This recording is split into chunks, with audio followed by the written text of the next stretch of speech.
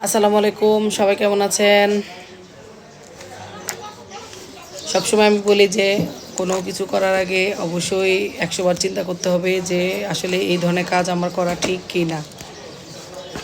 একজন বিবাহিত নারী, তার হাজব্যান্ড মারা গেল বা তাকে ছেড়ে দিল, যেভাবে হোক সে ডিভোর্সি।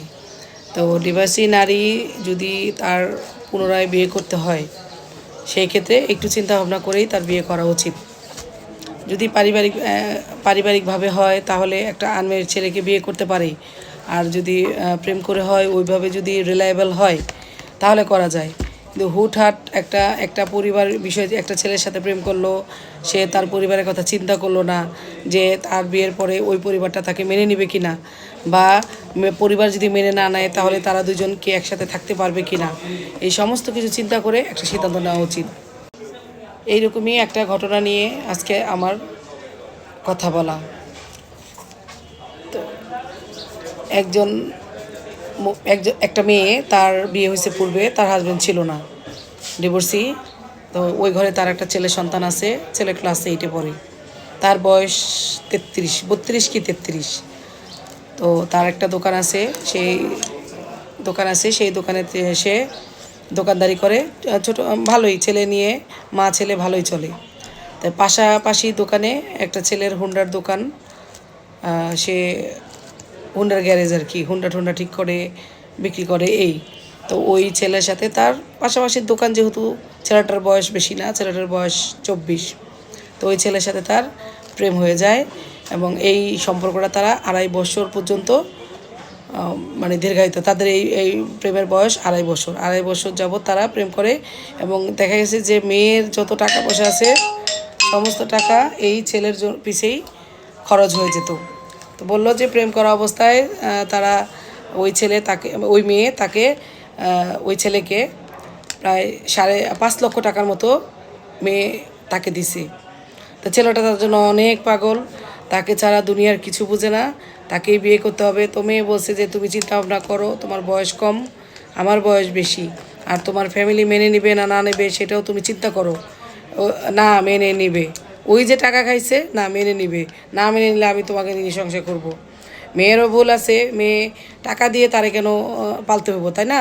তখনই বোঝা উচিত ছিল যে তাকে যে আমি বিয়ে করব, তার বয়স কম, ঠিক আছে, কিন্তু সে আমাকে মানে আমি আমার ছেলেকে সে আমাকে রাখতে পারবে কি না, ছেলে না হয় না নাই নাই মানে ভরণ পোষণ করলো, সে আমাকে ভরণ পোষণ দিয়ে সে আমাকে রাখতে পারবে কি না, সেই বিষয়টা তার চিন্তা করা ছিল।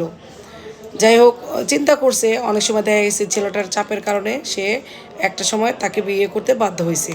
দেখেন ঘটনা, 2.5 বছর তারা সুন্দর প্রেম করলো, কোনো ঝামেলা হলো না, কোনো গ্যাঞ্জাম হলো না, সুন্দরভাবে তারা মানে তাদের সম্পর্কটা টিকায় রাখলো। তো বিয়ে যেই দিন করলো সেই দিন তারা ভালো ছিল। সেই দিন রাত্রেই ছেলে বলতেছে যে 10 লাখ টাকা হলে ব্যবসাটা বড় করতে পারি, 10 লাখ টাকা হলে ব্যবসাটা বড় করতে পারি। এখন মেয়ে বললো যে এত টাকা কোত্থেকে দিব, তোমাকে তো আমার যা ছিল দিয়ে দিছি, আর এখন 3-4 ভরি স্বর্ণ আছে, এগুলা দিয়ে তো আর এত টাকা আসবে না। যাই হোক, আমরা মিলে জেলে সব করব। ওই দিন শেষ। পরের দিন ছেলে তাকে ফোন দিছে, তুমি এই জায়গাটায় আসো, একটা জায়গা ওই এলাকারই এক জায়গার কথা বলছে, তুমি এই জায়গায় আসো, তোমার সাথে কথা আছে। তো ছেলে আবেগের বশবর্তী হয়ে তার কাবিননামা 20 লাখ করছে, 20 লাখ করছে। তো ছেলে তাকে পরের দিনই সন্ধ্যা 7টায় বললো যে তুমি এই জায়গায় আসো, তোমার সাথে কথা আছে। মেয়ের স্বামী তো যাইতে তো কোনো সমস্যা নাই, তাই না? হাজব্যান্ড যাইতে বসে। মেয়ে সন্ধ্যা 7টা 7:30টার দিকে, 7টা বাজে কল দিছে, যেতে যেতে তার 7টা বাজছে, যে দেখে আরও 2-3 জন ছেলে দাঁড়ায় আছে। এখন ওই তার হাজব্যান্ড তার হাত ধরে তাকে একটা গলির মধ্যে ঢুকাইতেছে। এখন ওর সন্দেহ লাগছে, 2জন লোক দাঁড়ায় রয়েছে, 2-3 জন, আর আমাকে গলির মধ্যে কেন টানাটানি করতেছে। তো এক সময় সে বলতেছে কেন, আমরা গলিতে যাব কেন, চলো কথা বলো। বলে না, তুমি এখানে আসো, কাজ আসছি। এই কথা বলার পরে মেয়েটা সন্দেহ লাগলো। মেয়েটা তার কাছ থেকে এক প্রকার, স্বামী কিন্তু দেখেন 2.5 বছরের সম্পর্ক, তার কাছ থেকে জোর জবরদস্তি হাতটা কোনো রকম ছাড়িয়ে সে কোনো রাস্তা দিয়ে দৌড় দিলে তো তাকে ধরবে, ছেলেটার সাথে হুন্ডা আছে। তো মেয়ে তো আর কিছু নাই, মেয়ে রিক্সায় দিয়ে গেছে। এখন ওই মেয়ে কী করলো, রাস্তার অপোজিটে দেখে যে একটা পুকুর, বড় একটা পুকুর, সেই পুকুরে সে ঝাঁপ দেয় এবং তার কোনো সেন্স ছিল না, সে ঝাঁপ দিয়ে সাঁতরিয়ে সে বলে আমার কোনো সেন্স ছিল না, আমি এমন সাঁতার দিছি, আমি ওই দেখা গেছে যে আরেক জায়গার নাম বলল, সে সেই জায়গায় ওই পাড়ে গিয়ে সে অজ্ঞান হয়ে গেছে।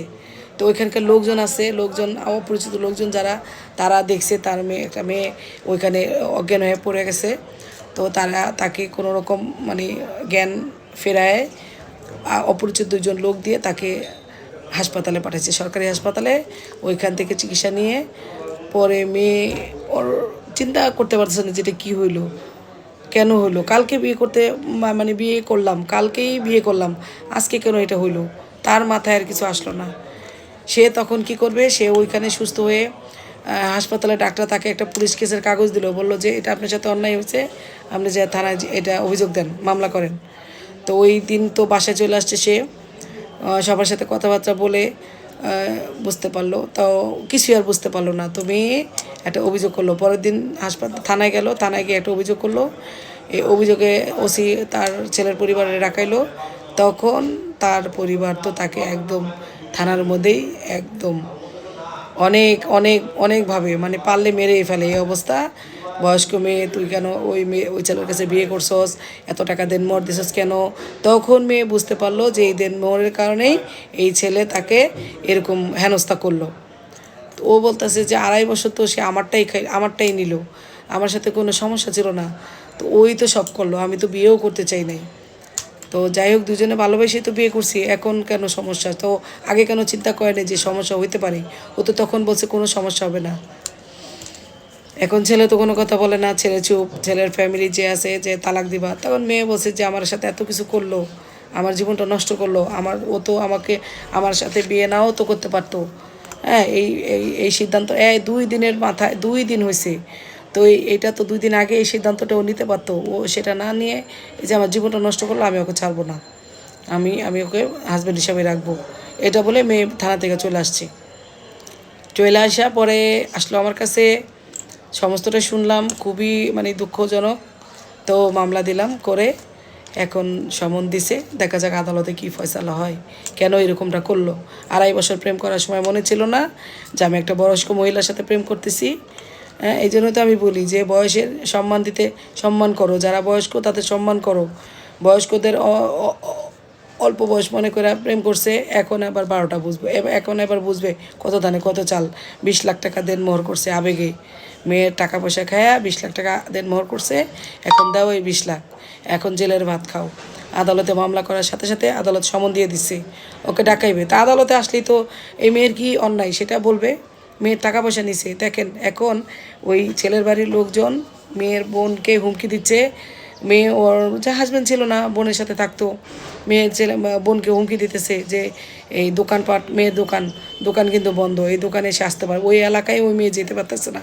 মেয়ে আজকে মামলা করে তার ছেলে নিয়ে গ্রামের বাড়ি চলে গেল, যেখানে তো থাকার জায়গা নাই, বোনের বাসা ঠাঁই দিলে, বোনের বাসায় যদি তাকে আশ্রয় দেয় তাহলে এলাকার লোকজন বলছে ওরা এত পাওয়ারফুল, ওই ওই বোনের বাড়িঘর ভেঙে ফেলবে। আর ওর যে দোকান, সেই দোকানে ও ঢুকতে পারতেছে না। তো এখন তার চলার মতো কোনো টাকা পয়সা সব বন্ধ, ছেলে তো সব নিছেই। এখন যেই দোকান দিয়ে সে ভালো চলতো, সেই দোকানও এখন তার আর বন্ধ। সে ওই দোকানটা বন্ধ করে সে এখন আজকে গ্রামের বাড়ি চলে গেল। তো মানুষের লাইফে কখন কি আসে দেখেন, বোঝা যায় না। এই জন্য কোনো সিদ্ধান্ত নেবার পূর্বে অবশ্যই বারবার চিন্তা করতে হবে যে আমি অমানান বেমানান একটা জিনিস আছে, তো যে এইটা আমাকে মানাচ্ছে না মানাচ্ছে না, এই জিনিসটা চিন্তা করতে হবে। এই জিনিসটা চিন্তা করি না বিধায় তো আমরা বিপদগ্রস্ত হই। আর অল্প বয়সী ছেলেরা তো এত ডেসপারেট, তারা এত কেন বাবা, তোমরা টাকা পয়সা কামাই করে তারপর এস্টাবলিশ হয়ে নিজের মতো করে একটা মেয়ে বিয়ে করো। অন্য মেয়ের সাথে যে এরকম প্রতারণাটা করছে, এখন এই মেয়েটার কী হবে? তার তো সব গেছে। এখন ওর বয়স বেশি, ওকে লজ্জা দেয়, ও বিয়ে করলো কেন? প্রেম করার সময় মনে ছিল না যে মহিলাটা বয়স্ক এবং তার বাচ্চা কাচ্চা আছে, তাকে করা যাবে না। একজন আনমেরিড ছেলে কীভাবে এভাবে এই কাজটা করে, তাই না? এবার বুঝবো মজা, কত দানে কত চাল।